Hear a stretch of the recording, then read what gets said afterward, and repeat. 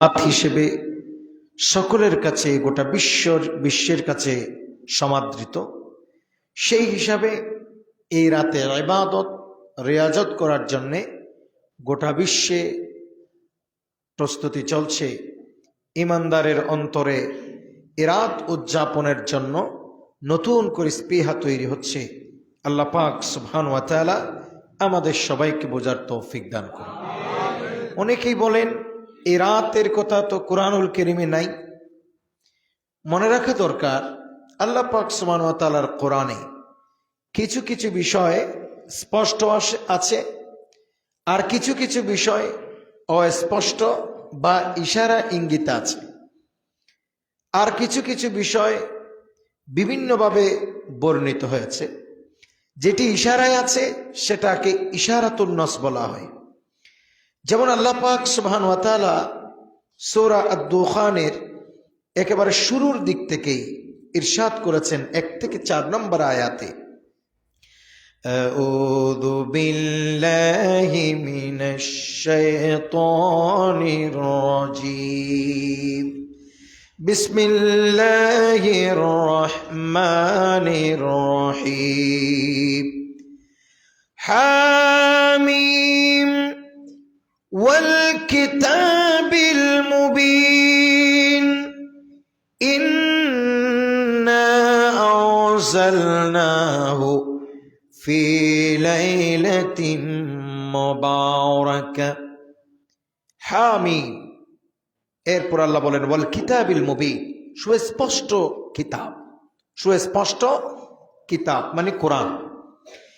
ইন্না আনজালনাহু ফি লাইলাতিন মুবারাকা, নিশ্চয় আল্লাহ পাক সুবহানাহু ওয়া তাআলা সুস্পষ্ট এই কিতাবটি অবতীর্ণ করেছেন বরকত মণ্ডিত রাতে, অসম্ভব বরকত মণ্ডিত রাতে।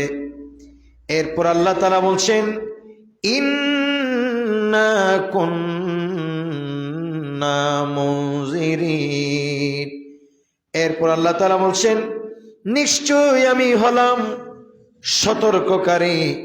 ফিহা ইউফরাকু কুল্লু আমরিন হাকিম, এ রাতে বন্টন করে দেয়া হয়, এই রাতেই বন্টন করা হয় সমস্ত হিকমতপূর্ণ কাজের। একটু জোরে বলুন সুবহানাল্লাহ।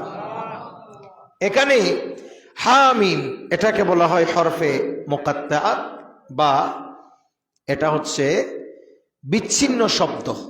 এটার অর্থ আল্লাহ এবং রসুলেই ভালো জানেন। ওয়াল কিতাবিল মুবিন, সুস্পষ্ট কিতাব আল্লাহর কোরআন। আল্লাহর কোরআন, এই কিতাব এতটাই স্পষ্ট, একেবারে সৃষ্টি থেকে যখন থেকে এই কোরআনুল কারীম বিশ্বের মধ্যে অবতীর্ণ হয়েছে ১৫০০ বছর আগ থেকে কিয়ামত পর্যন্ত এই কোরআনের কোনো জের জবর নক্তা পেশকে কেউ ভুল প্রমাণ করা মানে কখনো ভুল প্রমাণ করতে পারবে না। এটা কখনো সম্ভব নয়। এটা একটা সুস্পষ্ট একটা কিতাব। এরপর আল্লাহ বলেন নিশ্চয়ই এই কোরআনকে আমি আল্লাহ অবতীর্ণ করেছি বরকত মণ্ডিত রাতে। লাইলাতিম মুবারাকা বলা হচ্ছে, ফি লাইলাতিম মুবারাকা, এই কিতাবকে অবতীর্ণ করা হয়েছে বরকত মণ্ডিত রাতে। একটু জোরে বলবেন না সুবহানাল্লাহ। সবার মনোযোগ কামনা করছি। আল্লাহ পাক সুবহানাহু ওয়া তাআলা এই কোরআন অবতীর্ণ করেছেন বরকত মণ্ডিত রাতে। সেই রাতকে বলা হয়েছে লাইলাতিম মুবারাকা। বলেন লাইলাতিম মুবারাকা, বরকত মণ্ডিত রাতে। লাইলাতিম মুবারাকা মানে কি? এই আয়াতের ব্যাখ্যায় কেউ কেউ বলেছেন এই রাত, এখানে লাইলাতিম মুবারাকা মানে এখানে আল্লাহ তাআলা শবে কদর বা লাইলাতুল কদরকে বুঝিয়েছেন। আবার কেউ কেউ বলেছেন লাইলাতিম মুবারাকা মানে এখানে শবে বরাতকে বোঝানো হয়েছে। একটু জোরে বলুন না সুবহানাল্লাহ। বা লাইলাতুল বরাতকে বোঝানো হয়েছে। লাইলাতুল বরাতের অনেক নাম, প্রায় 6টি নাম, কোন কোন কিতাবে 12টি নামের কথা আসছে, কোন কোন কিতাবে 17টি নামের কথা আসছে। এই রাতকে বিভিন্নভাবে এই রাতকে চেনা হয়। সেখানের মধ্যে বড় একটি উল্লেখযোগ্য নাম হচ্ছে লাইলাতুল মুবারাকা। একটু জোরে বলবেন না সুবহানাল্লাহ। এই আল্লাহ পাক সুবহানাহু ওয়া তাআলা কানে সে কথাই বুঝিয়েছে, লাইলাতুল মুবারাকা, ইন্না আনজালনাহু ফি লাইলাতিন মুবারাকা, নিশ্চয়ই এই কোরআন আমি বরকত মণ্ডিত রাতে অবতীর্ণ করেছি। এখানে বরকত মণ্ডিত রাত মানে লাইলাতুল বারাত। একটু জোরে বলো না সুবহানাল্লাহ। আপনারা কেউ কেউ বলতে পারেন যে আল্লাহর কোরআনে তো অপর আয়াতে বলা হয়েছে ইন্না আনজালনাহু ফি লাইলাতিল কদর, নিশ্চয়ই এই কোরআনকে আমি অবতীর্ণ করেছি কদরের রাতে। সবাই বলেন কোন রাতে? এখানে আসলে এখানে বলা হচ্ছে লাইলাতুল মুবারাকায় নাজিল করা হয়েছে। তো দুটি আয়াত, দুই আয়াতে দুই রকম কথা কেন? আসলে দুই রকম কথা নয়। আল্লাহ পাক সুবহানাহু ওয়া তাআলা বলেছেন ইন্না আনজালনাহু ফি লাইলাতিন মুবারাকা। আল্লাহ পাক বলেন বান্দারা নিশ্চয়ই এই কোরআন আমি বরকত মণ্ডিত রাতে অবতীর্ণ করেছি। মুফাসসিরে কেরামদের কেউ কেউ বলেছেন, বলে এখানে আল্লাহ তাআলা কোরআন অবতীর্ণ মানে বোঝানো হয়েছে আল্লাহর রোজে আজল থেকে আল্লাহ পাক সুবহানাহু ওয়া তাআলার ইলমের সাগর থেকে আল্লাহ পাক সুবহানাহু ওয়া তাআলার কুদরতের ইলমের ভান্ডার থেকে আল্লাহ পাক সুবহানাহু ওয়া তাআলা কোরআনুল কারীমকে একসাথে লৌহে মাহফুজে রেখেছিলেন। সেই রাতটা ছিল লাইলাতুল বারাত। আল্লাহ বলেছেন ফি লৌহিম মাহফুজ, ঠিক কিনা? আল্লাহ বলছেন এই কোরআন এটা লৌহে মাহফুজে সংরক্ষিত ছিল। তো লৌহে মাহফুজে কোত্থেকে আসছে? লৌহে মাহফুজে নিশ্চয়ই কোন জায়গা থেকেই তো আসছে, কোনখান থেকেই তো আসছে। কথা বলেন না, ঠিক কিনা? এটা তো এমন না যে লৌহে মাহফুজ, এখানে লৌহে মাহফুজে গাছ জন্মাইছে, এরকম তো নয়। তো লৌহে মাহফুজে কোথা থেকে আসছে? বলা হচ্ছে ইন্না আনজালনাহু ফি লাইলাতিন মুবারাকা, বলে নিশ্চয়ই এই কোরআনকে আমি আল্লাহ অবতীর্ণ করেছি বরকত মণ্ডিত রাতে। আর সেই রাত হচ্ছে লাইলাতুল বারাত, অর্থাৎ এই রাতেই আল্লাহর কুদরতের ইলমের ভান্ডার থেকে 30 পারা এই কালামুল্লাহ শরীফ এটা লৌহে মাহফুজে সংরক্ষণ করা হয়েছিল। আর সেখানে যুগের পর যুগ, বছরের পর বছর আল্লাহর কোরআন সেটা লৌহে মাহফুজে সংরক্ষিত ছিল। এরপরে মহান আল্লাহ বলেছেন ইন্না আনজালনাহু ফি লাইলাতিল কদর। আল্লাহ পাক সুবহানাহু ওয়া তাআলা বলছেন নিশ্চয়ই আমি আল্লাহ কদরের রাতে এই কোরআন অবতীর্ণ করেছি। এখানে কদরের রাত মানে রমজানুল মুবারকের কদরের রাতকে বোঝানো হয়েছে। তার মানে লৌহে মাহফুজ থেকে প্রথম আসমান তথা বাইতুল ইজ্জত, প্রথম আসমানে আল্লাহ তাআলা এই কোরআন প্রেরণ করেছিলেন যে রাত, সেই রাতের নাম ছিল লাইলাতুল কদর। তাহলে কোরআনের নাজিলের অবতীর্ণের 3টি ধরন আমরা লক্ষ্য করছি। সবাই বলেন কয়টি ধরন? 3টি ধরন।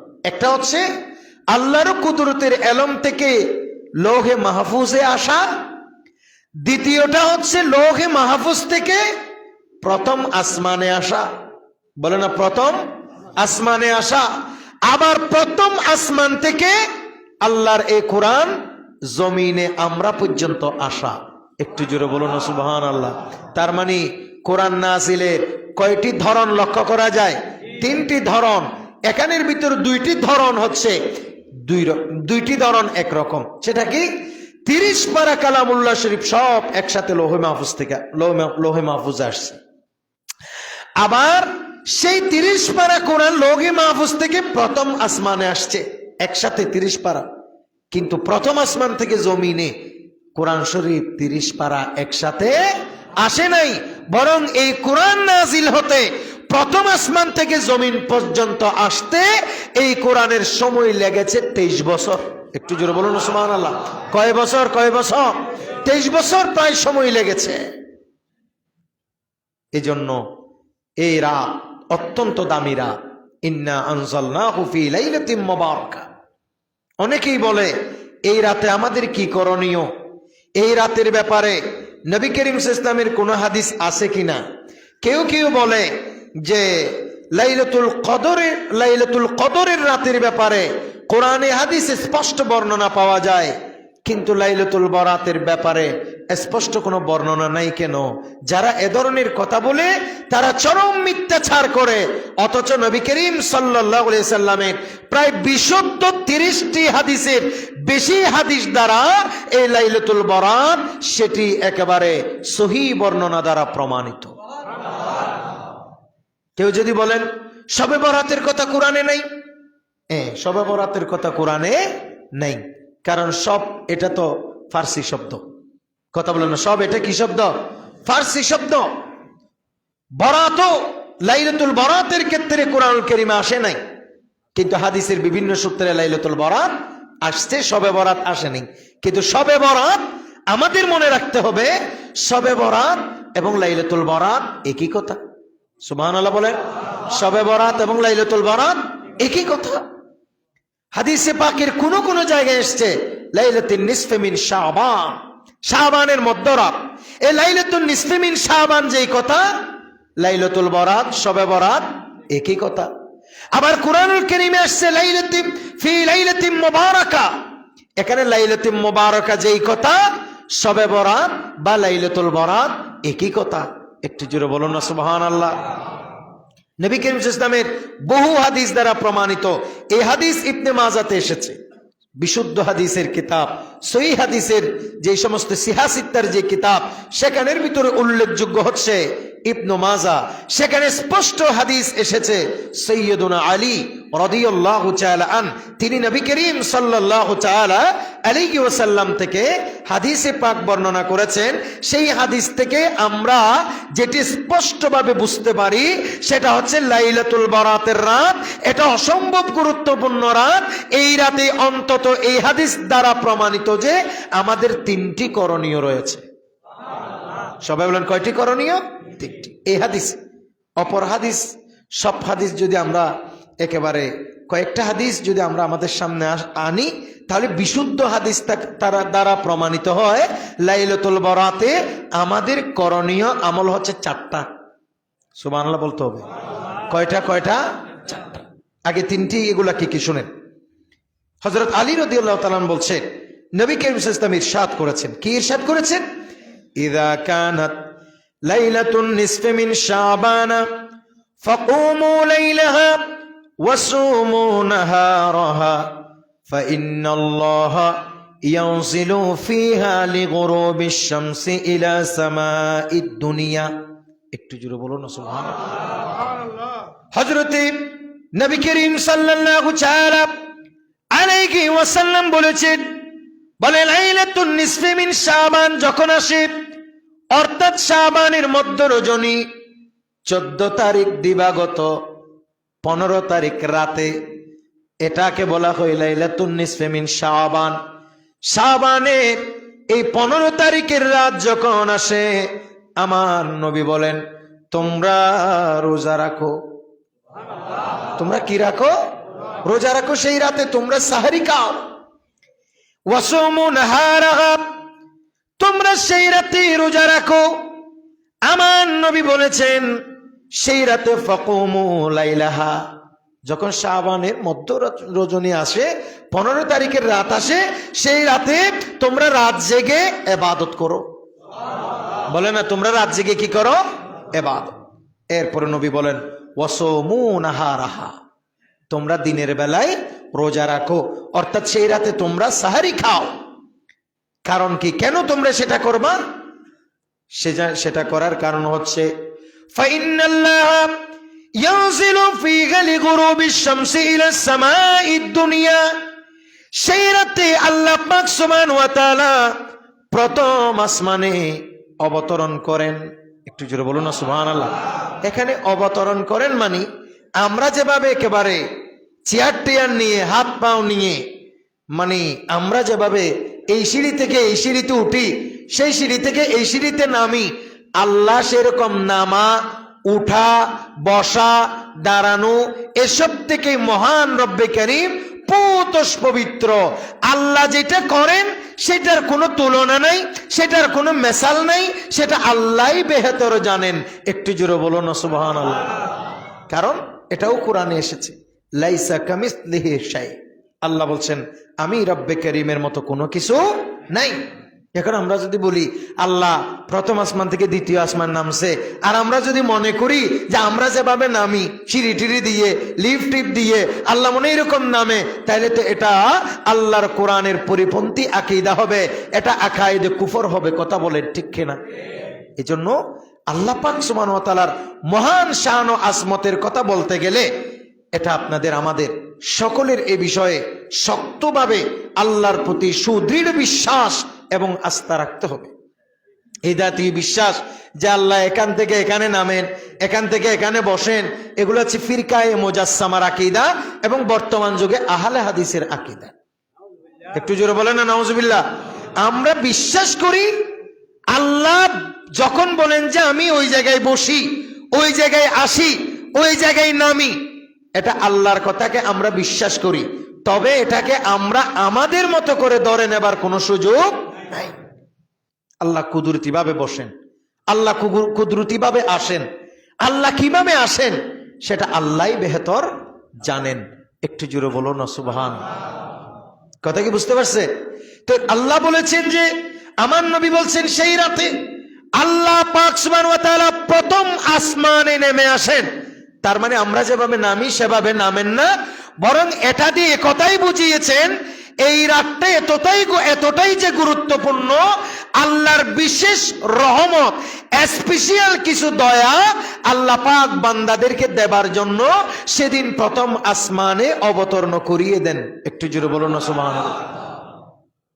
এরপর আমার আল্লাহ বলেন আল্লাহর পক্ষ থেকে ওই নিয়ামতগুলো যখন আসে প্রথম আসমানে নিয়ামত আসার সাথে সাথে আল্লাহ তাআলা বলেন ফায়াকুলু আলা মিন মুস্তাগফিরিন লি ফাআগফির লাহু আলা মুস্তারিজকুন ফাআরযাকাহু আলা মুবতালান ফাউআফিয়াহু আলা কাযা হাত্তা ইয়াতলুআল ফজর।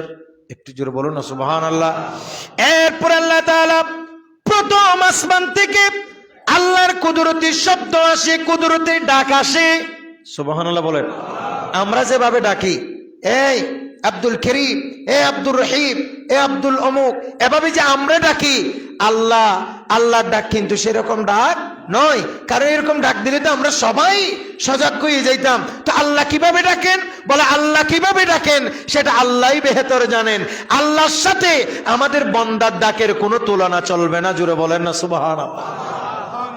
এখানে একটা জিনিস খেয়াল করেন, কোরআনের যেসব আয়াতে আল্লাহর কুদরতের চেহারার বর্ণনা দেয়া হয়েছে, আল্লাহর হাতের বর্ণনা দেয়া হয়েছে, এগুলো সব এই ডাকের মতো। ডাক যেমন আল্লাহ যে ডাক দেন এটা আমরা বিশ্বাস করি কি করি না? করি। কিন্তু সেই ডাক আমাদের মতো ডাক নয়। বলেন না, সেই ডাক আমাদের মতো ডাক নয়। আমি যদি আপনাকে ডাক দিই আপনি শুনেন, আপনি যখন আমাকে ডাক দেন আমার কান ভালো হলে আমি শুনি। বলেন না ঠিক নেবে ঠিক? কিন্তু আল্লাহ যখন ডাক দেয় আমরা কি কেউ শুনেছি? কখনো কি বলছে আল্লাহ আজকে ডাক দিছে আমি শুনছি? এটা কি কেউ বলছে? বলে নাই, শুনেন নাই। আল্লাহর ডাক কিরকম? বলে আল্লাহ যেভাবে চান সেরকম। একটু জোরে বলুন না সুবহানাল্লাহ। আল্লাহ যেরকম চান সেরকম, বাস এটাই বিশ্বাস। আল্লাহ ডাক যেভাবে দেয় এটা আমরা বিশ্বাস রাখি। আল্লাহ ডাক দিতে পারেন এই বিশ্বাস আমাদের আছে 100%। আল্লাহর কুদরতের হাত আছে আমাদের বিশ্বাস আছে। আল্লাহর চেহারা আছে আমাদের বিশ্বাস আছে। আল্লাহর কুদরতের কদম মোবারক আছে আমাদের বিশ্বাস আছে। কিন্তু সেটা আমাদের হাতের মতো আমাদের পায়ের মতো, আমাদের চেহারার মতো, সেরকম হাত, সেরকম চেহারা, এই সব থেকে আল্লাহ তাআলা পুতস পবিত্র। তো আল্লাহ কিরকম? বলে আল্লাহর কোনো মেসাল নাই, আল্লাহর কোনো তুলনা নাই, আল্লাহর কোনো ধ্যান ধারণা নাই। আল্লাহ কেমন সেটা কল্পনায়ও আসবে না। কথা বলেন ঠিক কিনা? কল্পনায় আসলে তো এটা সৃষ্টি, আল্লাহ তো স্রষ্টা, সৃষ্টির সাথে স্রষ্টার কখনো তুলনা হইতে পারে না। তা আল্লাহ তাআলা ডাক দেন। কথা বলেন, আল্লাহ কি দেন? ডাক দেন। কোন রাতে? লাইলাতুল বরাতের রাতে। কি আপনার কি বিরক্ত হচ্ছে? লাইলাতুল বরাতের রাতে ডাক দেন কে? আল্লাহ। আমার নবী বলতেছেন সেই ডাকটা কেমন? আলা মিন মুস্তাগফিরিন, আমার আল্লাহ বলেন তোমাদের মধ্যে কে আছো? আলা মিন মুস্তাগফিরিন লি ফাআগফির লাহু, আজকের এই রাতে আমি আল্লাহর কাছে ক্ষমা চাইবা, আমি তোমাদেরকে ক্ষমা করে দিয়ে দেব। কি করে দেব? ক্ষমা করে দেব। তার মানে এই রাতের প্রথম আমল বলেছি আমি, রাত জেগে কি করা? ইবাদত করা। দ্বিতীয় আমল যেটা বলেছি সেটা হচ্ছে এই রাতে সাহারিকে এই দিনের মধ্যে রোজা রাখা। তৃতীয় যে আমলটা আমাদেরকে করতে হবে সেটা হচ্ছে আল্লাহর কাছে ইস্তেগফার করা। আল্লাহর কাছে কি করা? ইস্তেগফার করা। কারণ আল্লাহ সেদিন ক্ষমা করে দিতে চান। তারপরে কি করতে হবে এই রাতে? বলা হচ্ছে আলা আমার আল্লাহ বলছেন আলা মুস্তারিজকুন ফাআরযুকহু, বলে তোমাদের মধ্যে কে আছো আমি আল্লাহর কাছে রিজিক চাইবা, আমি আল্লাহ রিজিক দিয়ে দেব। তোমাদের কে আছো বিপদগ্রস্ত, আমি আল্লাহ তোমাদেরকে বিপদ থেকে দূরীভূত করে দেব। আলা কাযা আলা কাযা আলা কাযা, এইভাবে আমার আল্লাহ একেবারে হাত্তা ইউতলু আল ফজর, ফজর পর্যন্ত ডাক দিতে থাকে। জোরে বলেন সুবহানাল্লাহ। ফজর পর্যন্ত কি দিতে থাকেন? ডাক দিতে থাকে। তার মানে এই রাতে আমাদেরকে, এখানে এই হাদিস থেকে আমরা তিনটা করণীয় পাইলাম। নম্বর 1 হচ্ছে রাতে সারা রাত জেগে কি করতে হবে? ইবাদত। নম্বর 2 হচ্ছে দিনের বেলায় কি রাখতে হবে? রোজা। 3 নম্বরে হচ্ছে আল্লাহর কাছে ইস্তেগফার করতে হবে, আল্লাহর কাছে বিপদ থেকে মুক্তি চাইতে হবে, আল্লাহর কাছে রিজিক কামনা করতে হবে। নম্বর 4 হচ্ছে এই রাতে সম্ভব হলে জিয়ারত করতে হবে। একটু জোরে বলবেন না সুবহানাল্লাহ? এই রাতে সম্ভব হলে কি করতে হবে? জিয়ারত। কারণ নবী করিম সাল্লাল্লাহু আলাইহি ওয়াসাল্লাম এই রাতে জিয়ারত করেছে। আমরা অনেকে তো জিয়ারতকে মাজার পূজা, কবর পূজা বানাই দিছি, অথচ জিয়ারত এটা কত বড় একটি ইবাদত। সুবহানাল্লাহ বলবেন আপনারা? জিয়ারত এটা অনেক বড় ইবাদত। আল্লাহ পাক সুবহানাহু ওয়া তাআলা নবী করিম সাল্লাল্লাহু তাআলা আলাইহি ওয়াসাল্লাম শেখ দিন, তিনি আমার নবী একদিন লাইলাতুল বরাতের রাতে, সেই রাতে আমার নবী একদিন ঘর থেকে জান্নাতুল বাকি কবরস্থানে গেছেন। একটু জোরে বলুন সুবহানাল্লাহ। এটাও সিয়াসিতের অন্যতম হাদিসের কিতাব তিরমিজিতে আসছে। নবী করিম সাল্লাল্লাহু আলাইহি ওয়াসাল্লাম সেদিন সেই রাত ছিল লাইলাতুল বরাত। লাইলাতুল বরাত বলা হচ্ছে লাইলাতাম ফাখারাজতু ফাইদা হুয়া বিল বাকিয়ে ফাকালা আকুনতে আন ইউহিফা আল্লাহু আলাইকা ওয়া রাসূলুহু। কয়েকদিন এক রাতে, অর্থাৎ লাইলাতুল বরাতের রাতে আমি ঘুম থেকে উঠে গভীর রাতে আমি চলে গেলাম জান্নাতুল বাকি কবরস্থানে। কোন কবরস্থান? জান্নাতুল বাকি কবরস্থান। জান্নাতুল বাকি কবরস্থান এটা মদিনায় তয়বার বিখ্যাত কবরস্থান। এটা জিয়ারত করা স্পেশাল সুন্নাহ। সুবহানাল্লাহ বলেন। এই জন্য এখানে যারা যাবেন আল্লাহর ঘরে, মক্কা শরীফ থেকে মদিনায় তয়বায় যাবেন অথবা মদিনা শরীফে যাবেন, আপনাদের প্রত্যেকের প্রতি এটাও অনুরোধ থাকবে যে আপনারা রাসূল করিম সাল্লাল্লাহু আলাইহি ওয়াসাল্লামের রওজায় আত্মাত্ম জিয়ারত করবেন। সাইয়েদনা সিদ্দিক আকবর ফারুক আযম রাদিয়াল্লাহু তাআলা আনহু জিয়ারত করবেনই, জান্নাতুল বাকিতেও অন্তত একটি দিন গিয়ে জিয়ারত করার চেষ্টা করতে হবে। এটা স্পেশাল সুন্নাহ। নবী করিম সাল্লাল্লাহু আলাইহি ওয়াসাল্লাম এটা দিনেও জিয়ারত করেছেন, রাতেও জিয়ারত করেছেন। সুবহানাল্লাহ বলেন। দিনেও জিয়ারত করেছেন, রাতেও জিয়ারত করেছেন। এখন তো সেখানে আমি কম যাওয়ার চেষ্টা করি, আমি সর্বোচ্চ একবার যাই সুন্নত হিসেবে। কারণ সেখানে যে রাস্তাগুলো করা হয়েছে এই রাস্তাগুলোর কোনো স্পেসিফিক বর্ণনা পাওয়া যায় না। বেশিরভাগ রাস্তা এগুলি কবরের উপরেই করা হয়েছে। সেই জন্য আমার কাছে এখানে গেলে কেমন যেন একটু আনইজি ফিল হয়। জাস্ট জিয়ারতের উদ্দেশ্যে একবার যাই, বেশি যাওয়ার চেষ্টা করি না। আল্লাহ যেন আমাদেরকে বোঝার তৌফিক দান করে। যাই হোক, যে কথা আমি বলছিলাম, নবী করিম সাল্লাল্লাহু আলাইহি ওয়াসাল্লাম গেছেন কোথায়? মানে জান্নাতুল বকিতে। রাত ছিল, রাত কিসের রাত? লাইলাতুল বরাতের রাত। হযরতে রাসূল করিম সাল্লাল্লাহু আলাইহি ওয়াসাল্লাম যখন সেখানে গেলেন, আম্মা জানা আয়েশা সিদ্দিকা রাদিয়াল্লাহু তাআলা খুঁজতে খুঁজতে আমার নবীকে জান্নাতুল বকির মধ্যে পাইলেন। তো নবী করিম সাল্লাল্লাহু আলাইহি ওয়াসাল্লাম বলছেন, হে আয়েশা, তুমি কি মনে করেছো আল্লাহ এবং রাসূল তোমাকে কষ্ট দিয়েছে? তার মানে তুমি কি মনে করেছো যে নবী করিম সাল্লাল্লাহু আলাইহি ওয়াসাল্লাম তোমাকে বিছানায় রেখে কোথাও যেন চলে গেছেন?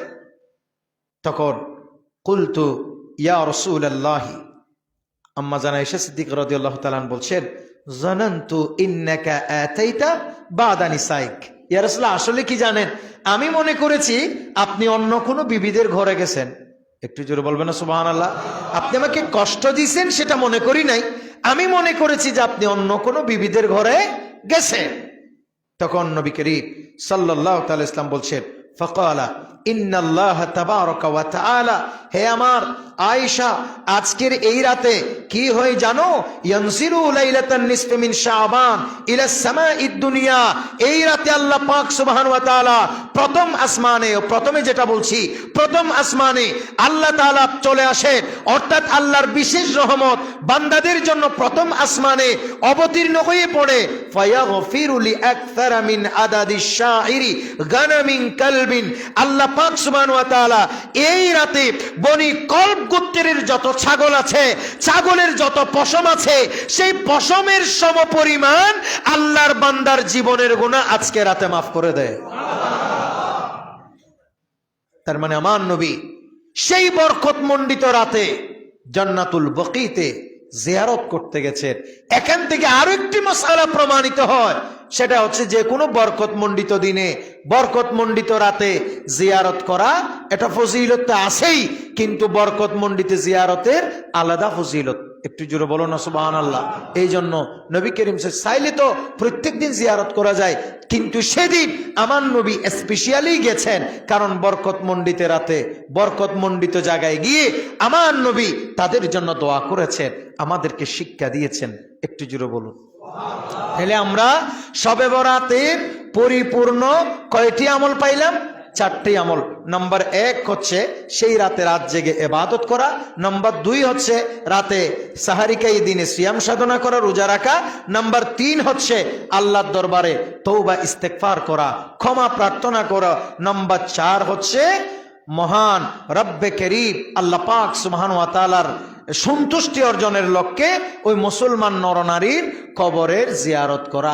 আল্লাহ যেন আমাদেরকে বুঝার তৌফিক দান করে, এগুলো করবে। তবে হ্যাঁ, আমি আপনাদেরকে এটাও বলে দিই, আমাদের অনেক যুবকেরা গাড়ি নিয়ে, আমরা যখন মসজিদ থেকে বাসায় ফিরি দেখি যে রাস্তার উপরে গাড়ি নিয়ে একেবারে নাচানাচি করে, ট্রাক নিয়ে ঘোরাঘুরি করে, সারা রাত কিছুক্ষণ এখানে করতে করতে পুরা রাতটাই চলে যায়।